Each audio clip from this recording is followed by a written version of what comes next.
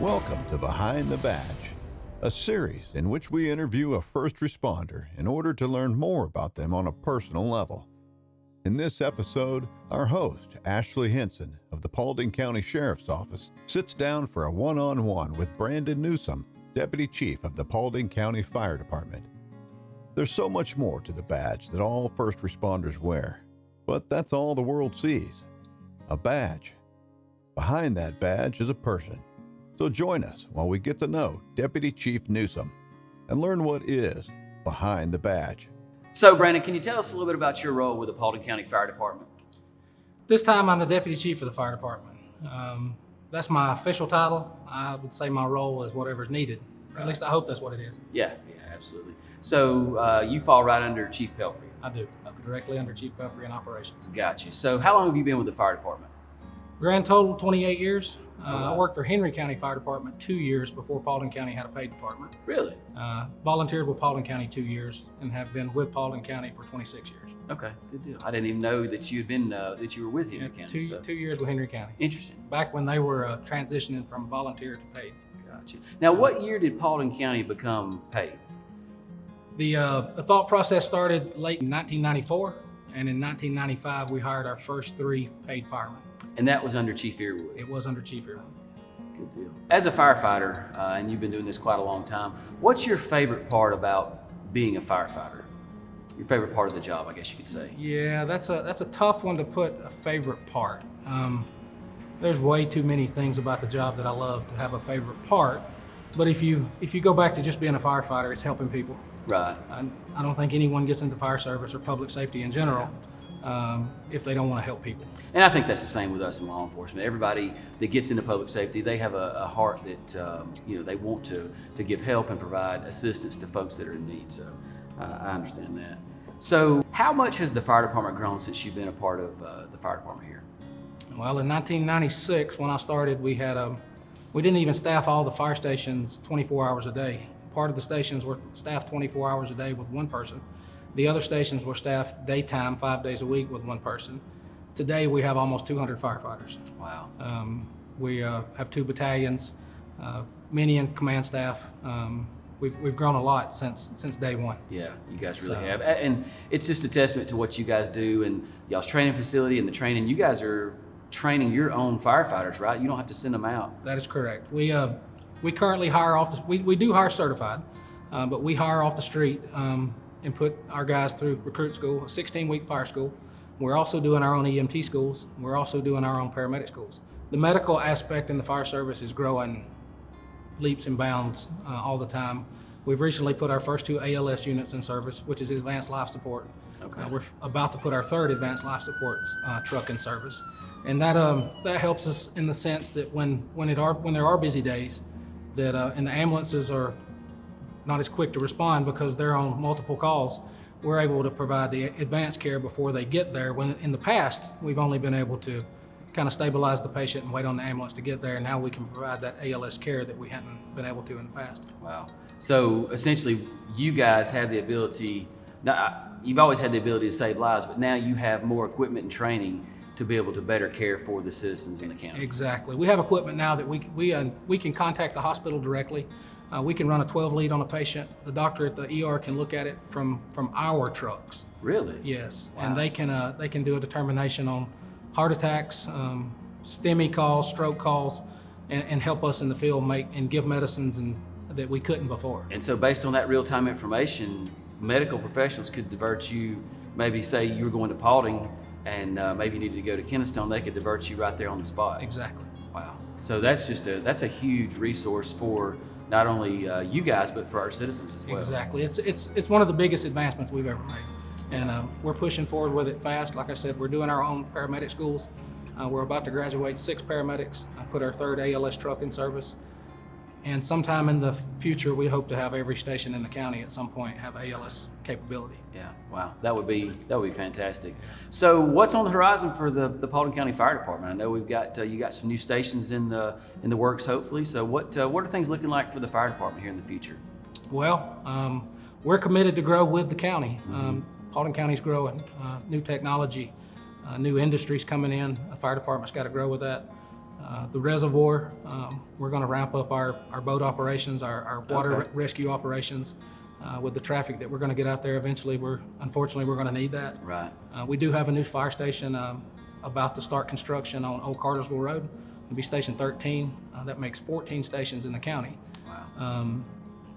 We're always updating our equipment. I mean, technology changes. We're always trying to stay up with technology and keep the best equipment to keep our guys safe and the citizens safe. Brandon, what do you think we went and took a ride, maybe talked some more, maybe got a little more personal behind the badge a little bit? Let's go. All right, let's do it.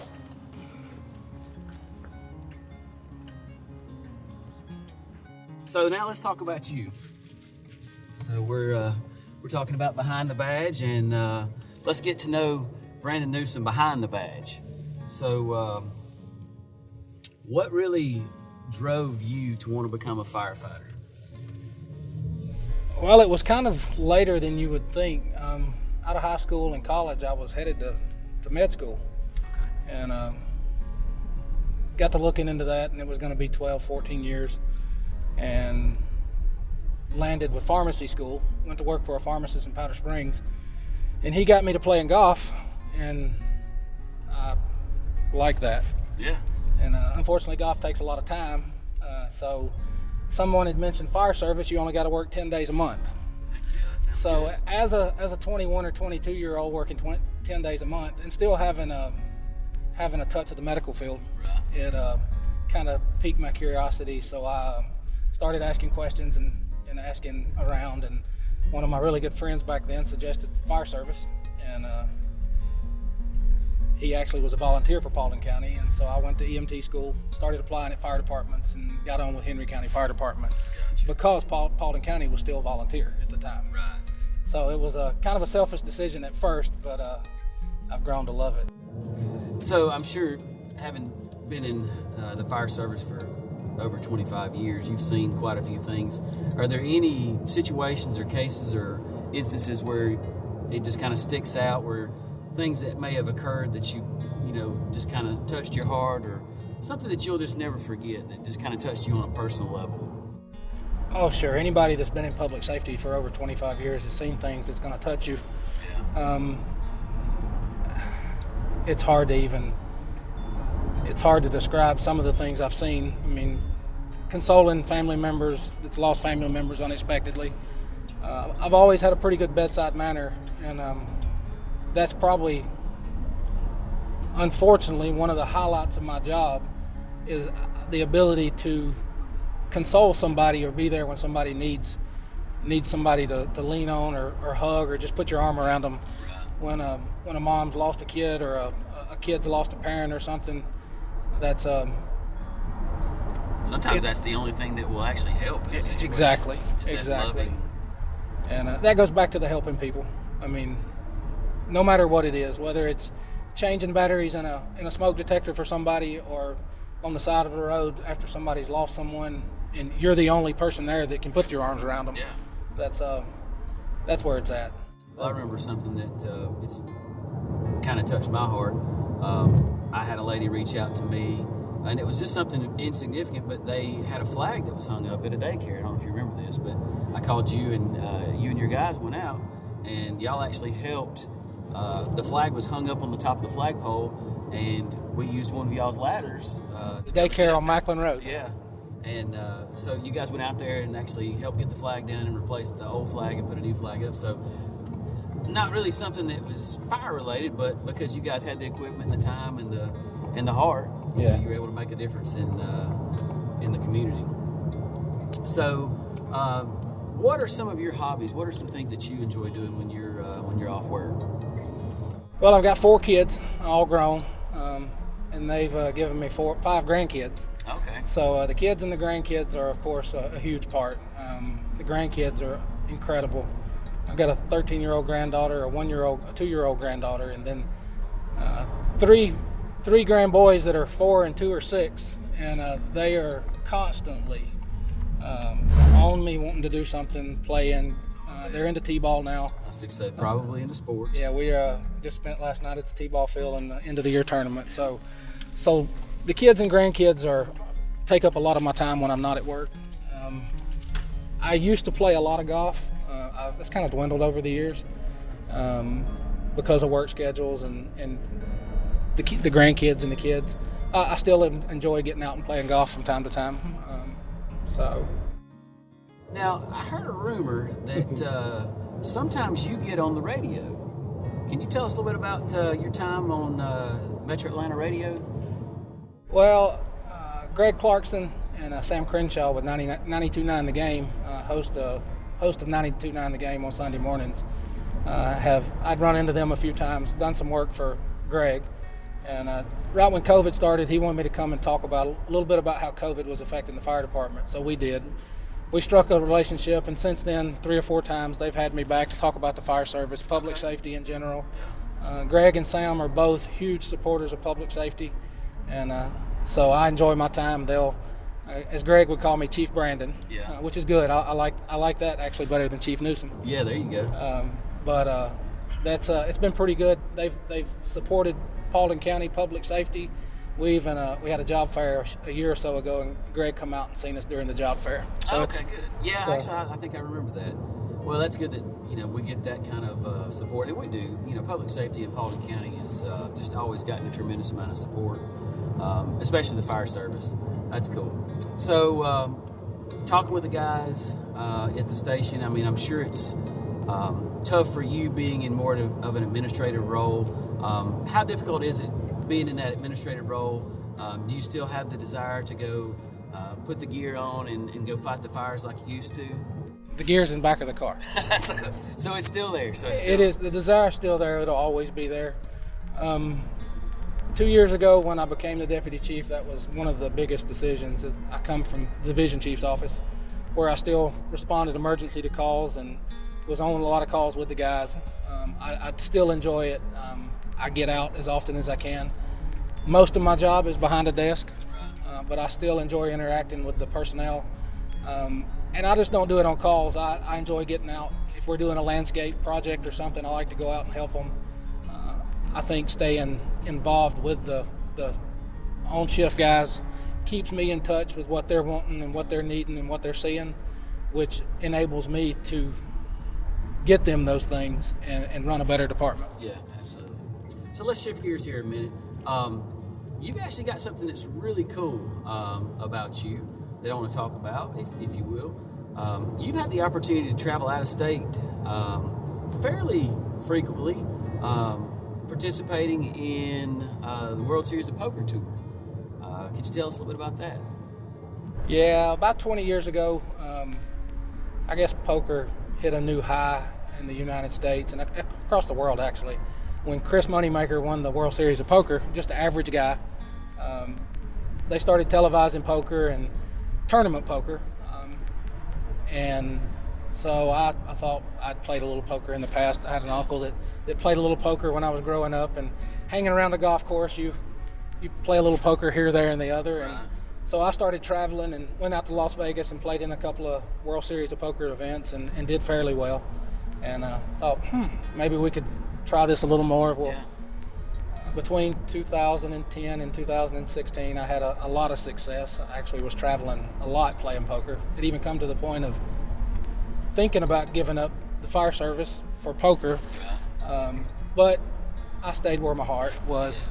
And I've had a decent amount of success at it. I still travel, being 5 days a week now. I don't travel as much, but I get away 4 or 5 times a year and follow the World Series of Poker circuit and the World Poker Tour circuit. And I do enjoy it. I guess maybe being a firefighter, you got to have some daring, I don't know, risk-taking thoughts, and it's a little of the same thing. So what's your best poker face? Just stare you down. Just stare you down. I think I'm a pretty good reader of people, and just sitting at a poker table and watching other people's facial reactions and stuff. That's the part I enjoy the most about it. Just the reading people, and I don't do the sunglasses. I'd rather just stare you down and play that way. There you go. Well, that's pretty cool. That's definitely something that a lot of folks probably don't know about you, and something that's pretty interesting in my opinion. So, with all that being said, we're talking about behind the badge and what it takes. what do you tell that young man or woman who's watching this video right now, who's thinking about getting into the fire service? What advice do you give that young person about what they should do to prepare themselves to become a firefighter? One of the things about being in the deputy chief's office is I get to sit in on interviews. Myself and Chief Pelfrey, we talk multiple times before we take on recruits, and we're pretty honest and open with them. It's a career you won't never regret if you're wanting to do it. You have to be physically fit. I mean, you have to have physical standards to pass our entrance test. You have to stay in shape. You have to have the heart for it. It's not just a job. These guys spend a third of their life in the fire station. Even though I made the comment earlier, you only work 10 days a month. That's 10 24-hour days a month. So you spend a third of your life in the fire station with what becomes your fire family. Your family has to understand that you're going to miss Christmases, you're going to miss birthdays, you're going to miss ball games, because every third day you go to the fire station. And if you put your heart in it and you want to do it, it'll be one of the most fulfilling careers you could ever have. There's nothing like having a second family. I mean, a lot of people have no idea how close you have to be to work in the fire service. I mean, you're basically walking into work every morning, and the guys you work with and around you could be the difference in life and death for not only you, but citizens, Other people. your family that day. So those bonds, you get really close, and that's what makes the fire service and public safety. You know this. I mean, you work shoulder to shoulder with your family.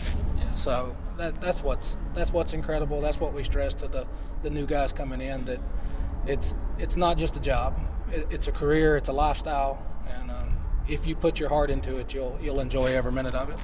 Yeah, it's really an opportunity to make a difference in the lives of others, and I think that's just a true testament to what we do in both law enforcement and in the fire service.